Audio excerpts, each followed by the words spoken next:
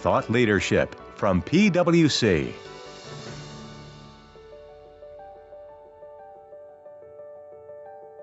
Welcome to PwC's Accounting Podcast. I'm Heather Horn. Thanks for tuning in to our Toolkit series, where we're taking a deep dive each month into a single topic, recapping the basics, but also focusing in on frequently asked questions and judgmental areas.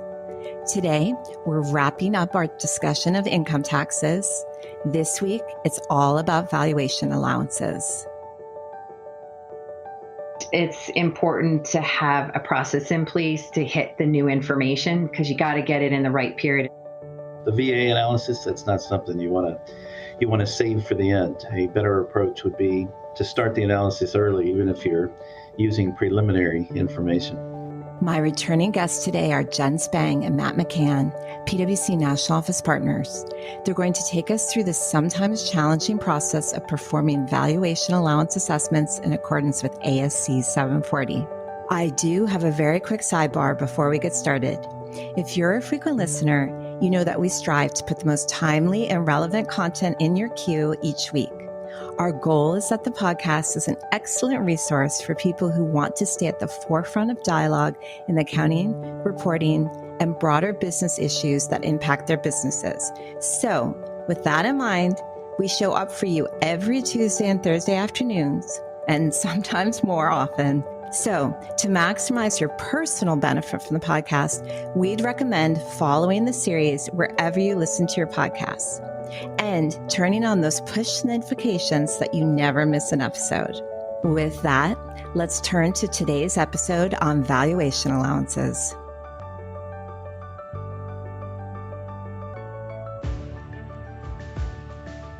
Jenn, Matt, thanks so much for joining me for another episode in our tax toolkit. And this is one I think can be challenging sometimes for some preparers in terms of thinking about when to use a valuation allowance, how to calculate, lots of different questions that we're going to run through today. But before we get into some of the judgments in other areas, Matt, can you just start off by giving us an overview of what a valuation allowance is? Yeah, sure, Heather. So a valuation allowance for deferred tax assets, it's similar to an allowance for doubtful accounts for an account receivable. When you have deferred tax assets that may provide a tax benefit in future years, but there's a question about the realizability, then you record the asset, but you may need to also provide a reserve against it. So a valuation allowance is the reserve against the tax asset. And just to give everyone a high-level overview of the model, so the income tax accounting standard, ASC 740, requires that when the weight of all available evidence, and you have to look at everything, both positive and negative evidence, when that leads you to conclude that it's more likely than not that a deferred tax asset will not be realized, then you record a valuation allowance against it. And more likely than not, that's a probability level of more than 50%. But ultimately, the realization of deferred tax assets, it's going to depend on the existence of future taxable income. So, Matt, just listening, obviously I've read this before, definitely makes sense for valuation allowances, but I think listening with the double negative, more likely than not that it will not be realized, can get confusing very quickly. So is there another way that you would think about that? Yeah, well, you have to evaluate whether it's more likely than not that the asset will be realized. I mean, you can think about it that way as well. And if it's not, then you have to put up a valuation allowance. But yeah, it is the words in the standard are a little tricky. All right. Actually, even though you use the not again, I do like that. So you're saying, is it more likely than not that it will be realized? And if the answer is no, then you consider the valuation allowance. All right. And for the listeners, right. Matt is nodding at me. So I think I got that right. So thank you. So then let me go on to my next question. Does ASC 740 give you any guidance on how you would make that evaluation, since there's not actually a scientific way to come up with that percentage, as much as I think as accountants we'd like there to be? It's definitely not scientific. The whole realizability analysis, it's subjective and requires a lot of judgment about weighing the positive and the negative evidence. And the standard requires that evidence that's objectively verifiable, that carries more weight than evidence that is not. So what has already occurred and therefore can be objectively verified, that's going to carry more weight than what may occur. So for example, projections of future income, those are not typically objectively verifiable, or at least some of the assumptions typically are not. So you got to think about, or the standard lays out 4 sources of income that can support the realization of deferred tax assets. So I'll list them out, starting with the most objective. So income in a carryback period, or the future reversal of taxable temporary differences or deferred tax liabilities, DTLs. The first 2, those are the most objective, and then the last 2, they're getting into more subjective sources. So you also have to think about tax planning strategies and projections of future income, excluding DTL reversals. And 740 requires company to consider each of the 4 potential sources of taxable income incrementally. So if 1 source or 2 sources are sufficient, then you can stop there. But if that's not the case, you got to keep going until no incremental benefit can be realized. And one thing I would point out is that an approach where a valuation allowance is determined by reference to a certain percentage of an entity's deferred tax assets, like you might see in an accounts receivable analysis, that's not going to be appropriate under 740. And then the last point I'll make is that sometimes the analysis indicates that a partial valuation allowance is warranted, and when that's the case, the whole analysis gets more challenging because it requires a higher degree of precision than if you were booking, say a full VA or no VA. So when you're booking a partial valuation allowance, in most cases, the amount of VA that you need, it's going to need to be supported by a detailed scheduling of reversals of temporary differences. So Matt, I have a question about scheduling, but before we go on, I do have one question about something you said. So you said if 1 or 2 sources are sufficient to realize the deferred tax assets, then you can stop. And you had gone through the list of sort of most objective and getting to more subjective. So from a practical point of view, do people sort of follow that order when they are figuring out, or is that what we're going to get to when we start talking about scheduling? Yeah, the standard doesn't prescribe any particular order, but probably makes sense to go ahead and start with what's most objective. If you have those sources available, that's a little easier to evaluate. And if you can conclude based on that, you're done. But if you can't, you just got to keep going until you hit all 4 sources. All right. And then definitely I do think it's interesting, and I know from personal experience can be challenging when you start talking about partial valuation allowances. And one of the things you mentioned there was this detailed scheduling of reversals of temporary differences. So what can you share on that if a listener is thinking about that type of scheduling? Yeah, there's a couple points I would make on the scheduling topic. And first one being that detailed scheduling, it's not required by ASC 740, at least not in all cases, but it is necessary when it matters, meaning if it can have a significant impact on the analysis and the amount of VA that's required.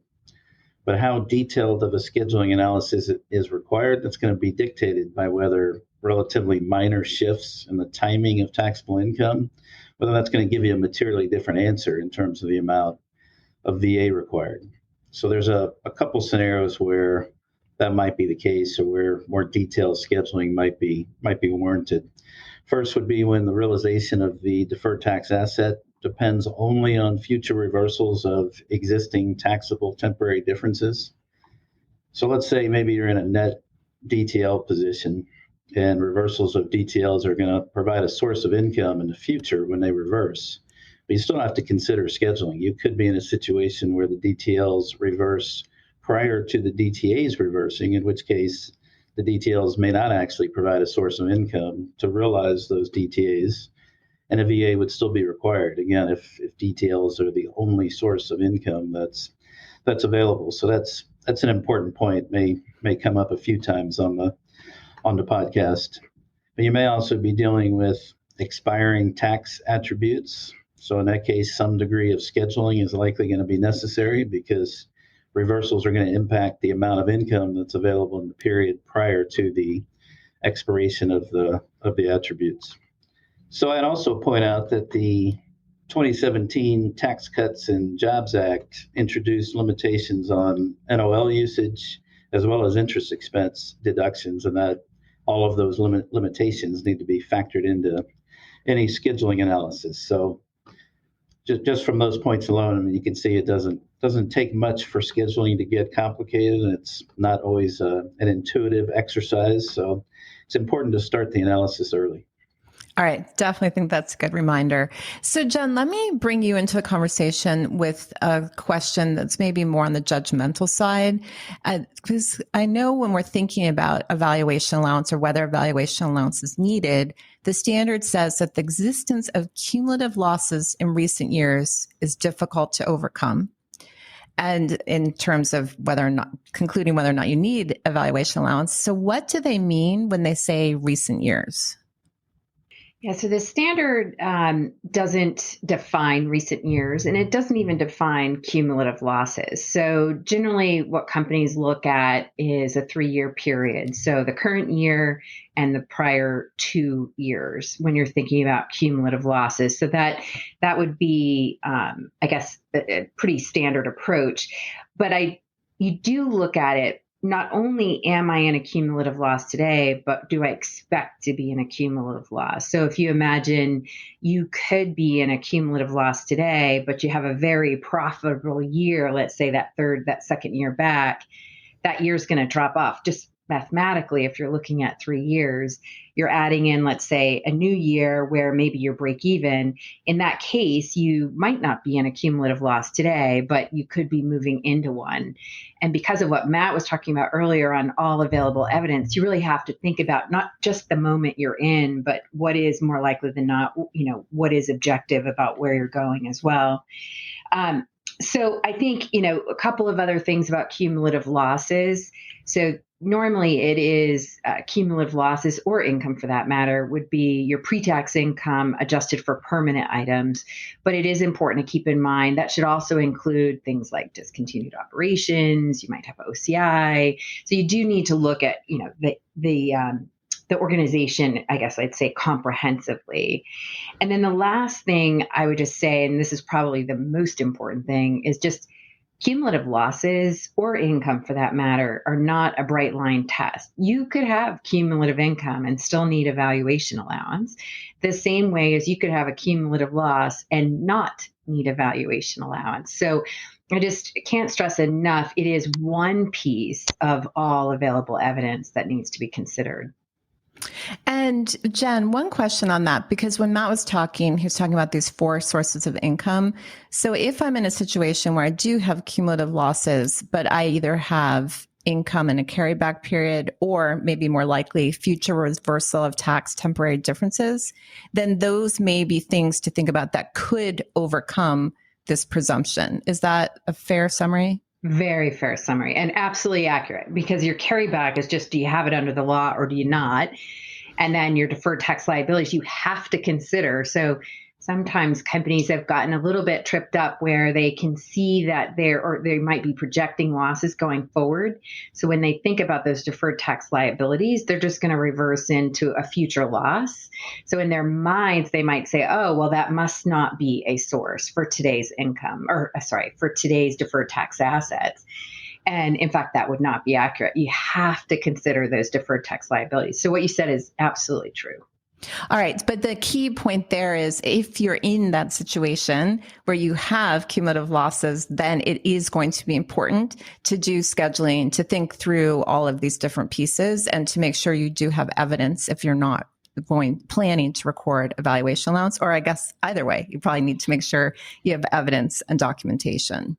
Absolutely right. And again, keep in mind when you're thinking about those cumulative, either an income or loss position, what you're generally doing is getting ready to think about your forecast as one of your sources.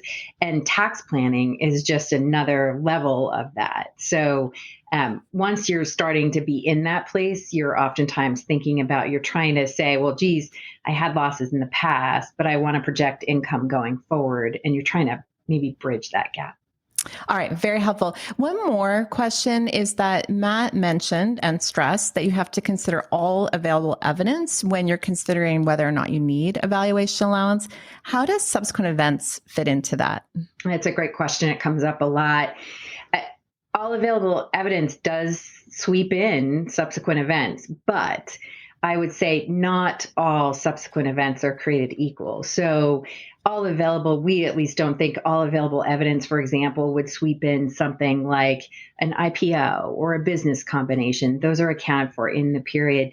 Similarly, some kind of a natural disaster. So, that seems too far when you're thinking about all available evidence at the balance sheet date. But you could have events that are non-recognized from otherwise pre-tax basis, non-recognized subsequent event that you would factor in to your, let's say, your, all available evidence in assessing that need or the need for either AVA or the amount of one. All right, very helpful. So then, Matt, let me go back to you and let's dig in a little bit more to those 4 sources of income. So for this discussion, let's assume I do conclude I have significant negative evidence because I have 3 years of cumulative losses and working on my val allowance analysis. So as we think about those 4 sources of income, I know I summarized them a bit when I was talking to Jenn, but let's dig in. So first, starting with projections. Since recent losses are highly objective, can projections alone ever be sufficient to overcome this negative evidence? Yeah, that's another fairly common question that we get, and they can, but it can be challenging to rely on this source of income. So when you're talking about projections, that's what management is going to be using for a whole variety of purposes. They may be sharing it with the board, they may be using it for goodwill impairment analysis. It's going to reflect what management projects their future earnings will be, and they're inherently going to include various assumptions and estimates.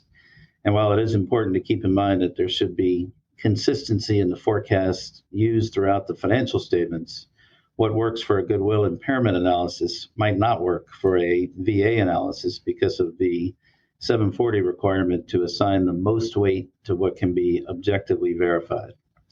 So this results in a higher bar to avoid a valuation allowance than some of the other asset impairment models. And because of the inherent subjectivity, a lot of times it's difficult to bridge management's forecast to a forecast of future taxable income that could be considered objectively verifiable. So you do need to consider historical results, but you also need to think about what might now be different, and is it objectively verifiable to be able to justify differences between the past and projections of the future. So I'll give you an example. Just consider a fact pattern where a company recently paid down a large amount of debt and doesn't expect to need similar debt in the future. And the interest on the old debt may have contributed to historical losses. But since it no longer exists, clearly the future is going to look different than the past. And in this case, the pay down of debt, it's factual and verifiable. So in this example, it would make sense to consider what the future will look like, starting with the baseline of the recent year, adjusted for the reduction in interest expense. And if nothing else changed, will the business be profitable after taking into account the reduction in interest expense? So the answer to that type of question, or to this question, that'll help bridge the gap between historical results and an objectively verifiable forecast. All right. So it's definitely a very clear example, and I think a good one. However, I think maybe more often there's a tendency when you're forecasting to sort of normalize events that you shouldn't, or perhaps, you have a history of losses. There's nothing objectively verifiable that's changing, but yet you think things are going to turn around. So how do you sort of think about that? Yeah, that's definitely the case. We do see that all the time, but I would just say there needs to be a really critical assessment of what can be demonstrated to be objectively verifiable. So my debt example, that's a straightforward example, but one that is objectively verifiable once the debt has been paid down. But 2 areas that tend to generate a fair bit of debate are restructuring charges and goodwill impairments. both of which could cause large losses in recent years. So there are instances where a company may be able to demonstrate that the cost will not recur, but there's probably as many, if not more, instances where companies aren't able to demonstrate this, given for a lot of companies, the history of such items occurring on multiple occasions in the past will limit the ability to say, it's not going to happen in the future. Right. And I'm guessing, Matt, even if that's just a one-time event, you still really need to evaluate. If you have that, you can't just presume that your future looks bright. Yeah, that's right. We're usually pretty skeptical about those items, especially, like I said, if there is a history of those types of one-off events occurring, occasionally in the past.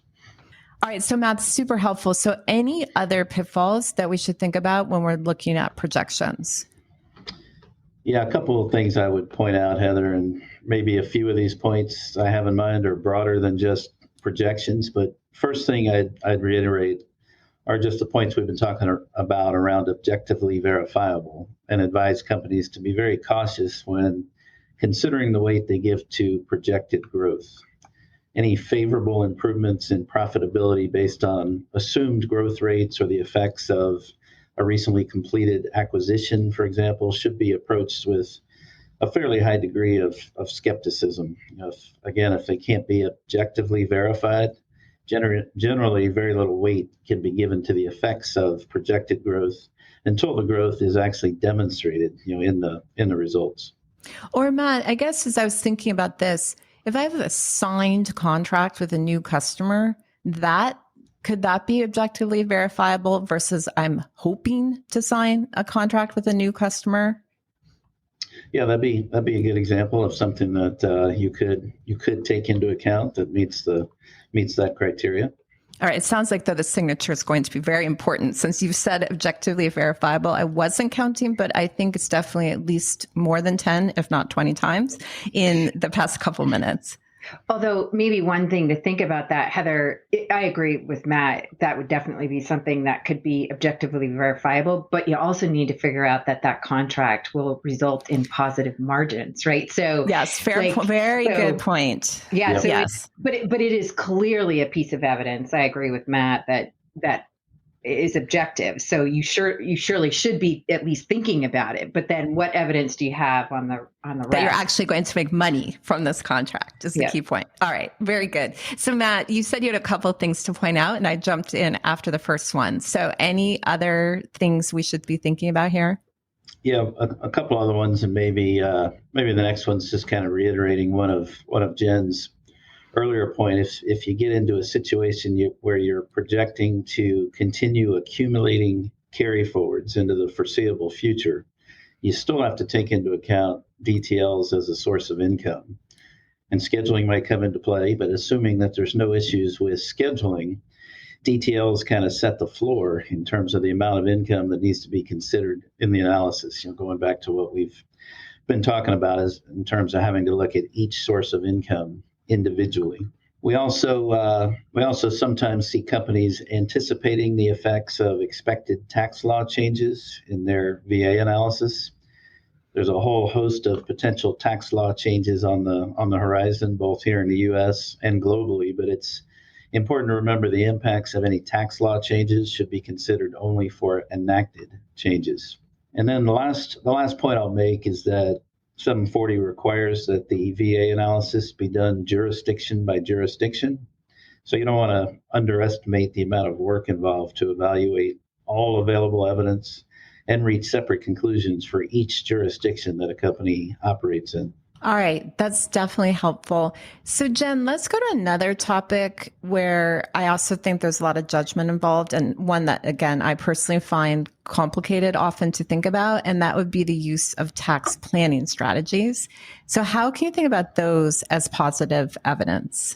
Yeah, so I think first it's important to look at the standard to see what the standard tells us it is, right? So a tax planning strategy is something that the standard provides for, and it's something that management might not do, but they will do in order to prevent an asset from expiring.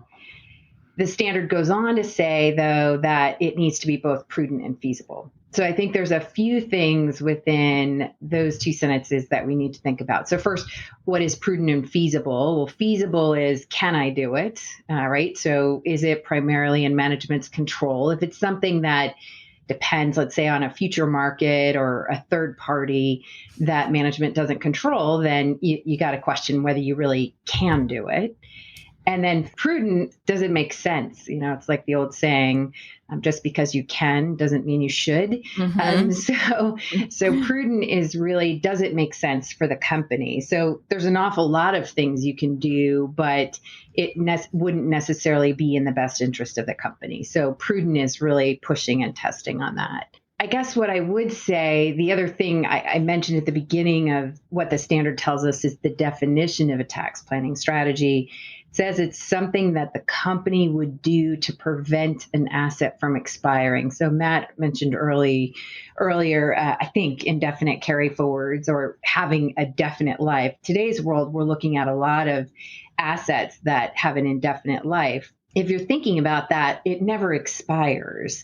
So you really have to question whether tax planning strategies can be used in that setting. But there, I would just go back. I suppose one theme that will come away from the podcast is this word objectively verifiable. But while tax planning strategies may not be looked at when you're thinking about an indefinite carry forward, you could think about a tax action that is already in play. So something that the company is already doing, they've built into the forecast. It's obviously happening, so it's objective. So just because you can't look at a tax planning strategy doesn't mean that you would ignore something that is in progress. I think one thing to just keep in mind, the difference between, let's just say, a tax planning strategy and just a tax action, in a tax planning strategy, it's something that a company would do. So they don't need to do it today. 20 years from now, they could say, well, we'll do it in 20 years from now. The problem is that if you have an indefinite life, there's no trigger for you having to do it. And so how do you get over that objectively verifiable threshold in that case? So lots of factors to think about there in tax planning. And Jen, your point on that last one is that if it's something that you are going to do in 20 years, is that really supporting not recording a valuation allowance today? So it is if you're talking about a tax planning strategy, as long as management can say, I will do it prior to that expiration. But take, for instance, think of an example like I have an asset that has an appreciated value and it is not a part of my core business. And so my strategy is I will sell that prior to my asset expiring. So now, good enough, that can be a good tax planning strategy. It's not core to your business, so it's prudent, right? You've got assets that could cover the tax on it. So again, it's prudent. But what you have to ask yourself when you're looking into that is, well, if my asset doesn't expire for 20 years, what is objective about the appreciation 20 years from now? So it doesn't mean you won't use it. It just means now you're, even in a tax planning strategy, you've got to think about what is the evidence around that being objectively verifiable versus let's imagine your attribute will expire in only 3 years. Right. And let's imagine that asset has had that same appreciated value for the last 5 years, right? You start to layer those factors in. And to I think your original question, there's judgment, right? So there is judgment. Well, and I think key point of what you just talked about is that important element of this when you're thinking about tax planning or a tax planning strategy is you really have to understand the full impact on your entity. No question. And that is I think a critical point because a lot of what we talk about are intercompany transactions, right? Because those are within a company's control. But when you're thinking about whether or not you need a valuation allowance and you're thinking about prudence, you really need to be looking at your total company impact of that from a cash tax savings, right? So if you, for example, have losses in a jurisdiction, a high tax jurisdiction, and you have an asset in a low tax jurisdiction that's generating income, you clearly could, it's all intercompany, you could sell that asset to the loss jurisdiction and then start to generate income in that jurisdiction and use up the NOL. The problem is that, you were paying zero tax before because you had a low tax jurisdiction and you had a loss. Now you just put an asset into a high tax jurisdiction and you'll still be paying tax after you finish using the loss. So that's where you start to get into, does that make economic sense, right? Is that prudent? And so you are 100% correct that you can't just think about one side of the transaction. You have to think about the impact to the company. So Jenn, let me ask you a question going back to feasible. And I think this is top of mind because we've been talking about uncertain tax positions on the podcast. And it seems like when you're thinking about a strategy and thinking about feasible, this may also bump up against maybe actions you're going to take that may or may not be sustained by the IRS. So there could be an intersection there as well with uncertain tax positions. Perhaps you can articulate that better than I just did, but I think there's an interaction there. Yeah, no, I think you articulated it perfectly. It's the IRS and the government on the other side, or any governments that you're dealing with.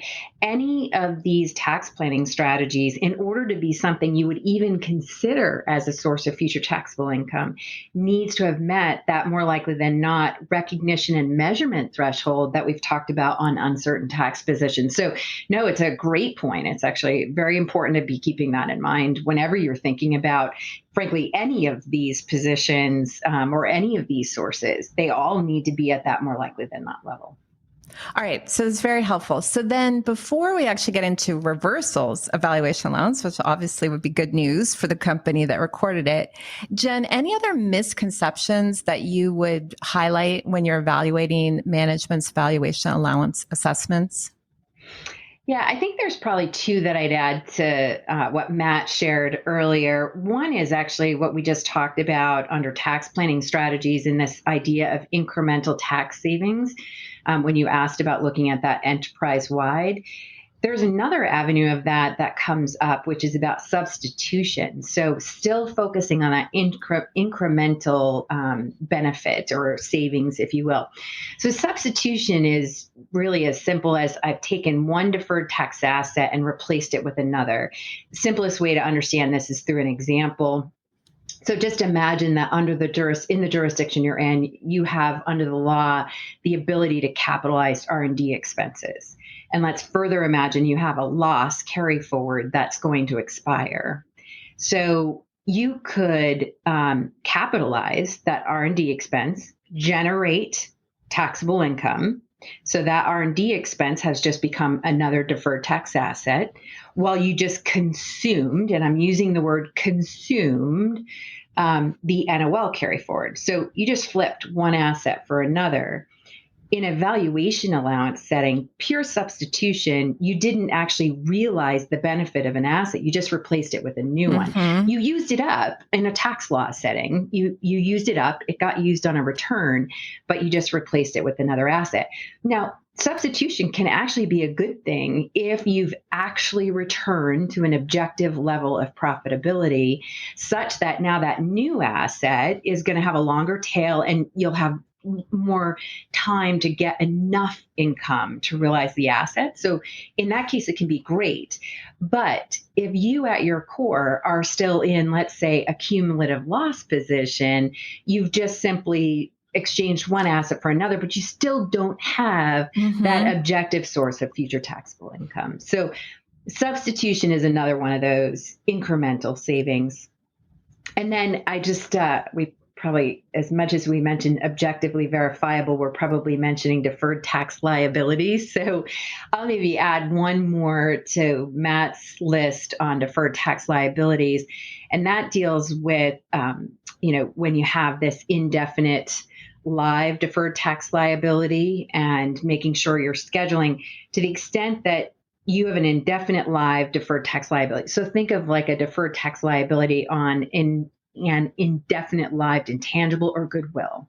So you have a deferred tax liability, but its reversal is based upon either impairment, or sale. And so if that's the case, you may not be able to use that deferred tax liability, as Matt mentioned, against deferred tax assets that exist today. Except, so this is, I'm just adding the except part. If your deferred tax asset is also indefinite in nature, so think about an NOL that doesn't expire, Now that deferred tax liability that we refer to as a naked credit, it could be a source against an indefinite live deferred tax asset. We've seen that come up a lot in the U.S. jurisdiction since the change in tax law back in late 2017. So I just really stress that one. It's really just reiterating what Matt said before. You really have to pay attention to scheduling and what the specific attributes are that you're looking at.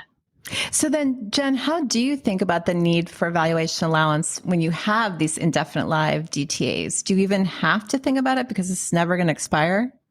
Maybe I should have added that as a third common misconception. Yeah, so you do, because again, you have to have some source, even though it's indefinite. And often what we'll hear is, well, of course I'll make money someday. Like I know that I will. Right. And so that's all fair, except that the standard requires that you have an objectively verifiable source of future taxable income. So even in an indefinite jurisdiction, you need that $1 revenue to start using up those carry forwards.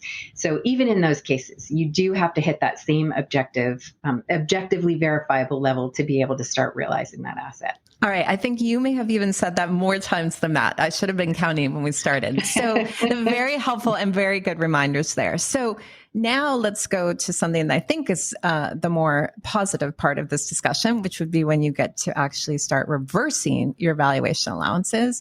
So Matt, how do we think about whether or not it's the right time to record a reversal?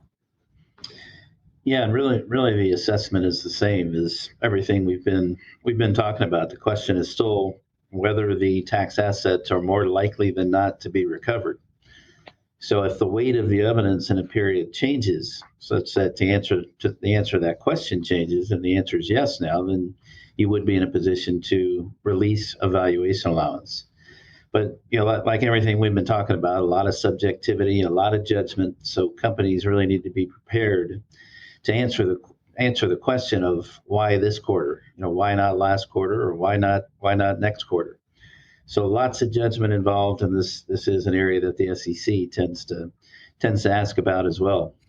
So you want to make sure that there's clear, explainable reasons, whether that's a quantitative analysis or qualitative, or most likely a combination of both. You want to be able to point to something that triggers the change in judgment, or that modifies the previous judgment. And it makes it really important to document the judgments made in the analysis on a real-time basis, and to provide early warning disclosures of potential VA changes. This is an area, when we talk about changes, that we do tend to see a lot of activity in the fourth quarter. But I would point out, or it's important to remember, it's not an annual assessment or a trigger-based assessment like you see with other impairment models. If you have DTAs, that's, again, regardless of if you're in a net DTL position, then you are required to do an analysis at the end of each reporting period. All right, good reminder. And documentation, disclosure, I think are always good reminders. So that was just talking about reversal, but how about changes in valuation allowance? Anything specific we should be thinking about? Yeah, so I think, Heather, let me jump in here. I think the question that comes up around changes is, in any given period that you have a change, how do you record it? And I think when people are asking that, they're really asking two different questions. One is, do you record it discretely or as part of your annual effective tax rate? And then the second question is, where do you report it? So inter-period allocation is really just the concept in the standard of allocating your total provision to the different components, being like continued ops, continuing ops, discontinued ops, OCI, et cetera. So when I think about those two questions, and this is whether this is sort of no matter what that change is, but we usually talk about it in the context of a release. Generally speaking, a change in your beginning of year balance is going to be accounted for discretely. Now, you'll hear me say generally a few times here, my guess. So generally, a change in your beginning balance is going to be discrete. It is also generally going to be reported in continuing operations. And both of those are because the standard tells us so. But I just maybe a few caveats to the extent, or I guess a few elaborations. To the extent that you have a change that's because of the current year. So let's imagine that you are releasing a valuation allowance in the current year because of current year income, that is generally going to go through normal intra period. So meaning it's going to get allocated in the normal with and without method, and it's probably going to go through your annual effective tax rate. But generally, if it's for the impact is something other than the current year, it will be accounted for discretely because it's not part of ordinary income in the current year. So there's a few things to think about there, but hopefully some of that general guidance will help. Yes, definitely very helpful. Let me go back actually, Matt, to you. So you mentioned disclosures. I said it was always a good reminder, but anything specific that people should be thinking about from a disclosure perspective when you're talking about valuation allowances? Yeah, there's actually not a whole lot of detailed disclosure guidance in ASC 740 itself. The standard does require that companies disclose the total valuation allowance and the net change in the valuation allowance for each period a balance sheet is presented. But there's some other disclosure guidance if you look more broadly than just 740. So companies should also consider ASC 275 that requires disclosure of certain significant estimates that affect the carrying amount of assets and liabilities based on the facts and circumstances existing at the date of the financials. And so also disclose how these estimates may be particularly sensitive to changes in the near term. And so that would include valuation allowances. But then, as I mentioned before, the SEC has also commented in this area on a pretty regular basis, and they've emphasized the need to provide disclosures regarding the relevant positive and negative factors that were considered when assessing the realization of deferred tax assets. Things like sustained pre-tax profitability or just other key assumptions supporting the analysis. And again, they do expect companies to give forewarning regarding any future valuation allowance increase or decrease. All right. Definitely good reminders there. So I prefaced this whole podcast by saying this is a lot of judgment involved. And I think you guys supported that through our conversation. We covered a lot of ground here. So final takeaways, I guess, Matt, if there's like one piece of advice you could give, what would it be? Yeah, I think I would highlight again just the amount of work involved to gather all available evidence, analyze the 4 sources of income, which may include a detailed scheduling analysis, and doing all this by jurisdiction. So finalizing the tax provision sometimes is done near the end of a company's closing process, but the VA analysis, that's not something you want to save for the end. A better approach would be to start the analysis early, even if you're using preliminary information. All right. And Jenn, how about from your perspective? I'm going to sneak 2 in, but they're related. Okay. One is just, it's important to have a process in place to hit the new information because you got to get it in the right period, as Matt mentioned earlier. Well, we see a lot of the activity at year end. It's a balance sheet by balance sheet period analysis. It shouldn't always wait to the end of the year. But closely aligned to that is just scheduling, I think, has become a reality for many companies. And so it's probably just to not underestimate what needs to go into that scheduling process. All right. Good reminders. So as always, I appreciate all the insight. One more thing before you go. I know it's favorite part. I'm going to try to stump you guys again. We'll see what you think of these questions. I do have hints for them, so if that helps. So first one is, who was president the year that FAS 109 was effective? And I'm happy to give a hint if you would like a reminder of when that was. Hint, please. So it was effective for years beginning after December 15th, 1992. So 30 years ago. So if you had asked me, I could have told you when it was effective. Oh, well, so there you go. So you get half a point there, Jenn. All right. So any guesses on who was president in I guess that would have been 1993, 92. basically, or 1992? I'm going to go with Reagan. All right, Jenn, any guesses? Guess that's not it. Well, no. I'm just trying to think of when I graduated, and and all those years like blur together. They really do. Was it Clinton? Good guess. Point to Jenn for that one. Nice. Excellent. All right. So then this one, Matt, not to stereotype, could be a question for you. So who won the Super Bowl the first year it was effective? So that would be 1993. Although if you know this, I'm going to be very impressed. In 93? Well, I'm a Dallas guy. I'm just going to guess and go with the Dallas Cowboys. I am amazed, but yes, that is the correct answer. Maybe their last one. Now that I think about it. Well, anyway, I don't know if the producer knows that you're a Dallas Cowboys fan, but very impressive because I think they were there's back no to back way. around that time, somewhere around that time. Yes. Very good. All right. Well, see, what a great note to end on. You guys got both of those questions right. So, as always, thanks so much for joining me. I appreciate all the insights. Thank you. Thank you. That's our show for today. Join me this Thursday for another episode in our Climate Disclosure series. And next Tuesday, join me for the launch of a new Toolkit series. June will be all about leases. So that you never miss any of these episodes, follow the PwC Accounting Podcast wherever you listen to your podcasts. And to stay up to date on all the latest accounting and reporting news, sign up for our newsletter at viewpoint.pwc.com. From Thought Leadership at PwC, I'm Heather Horn. Thanks for tuning in.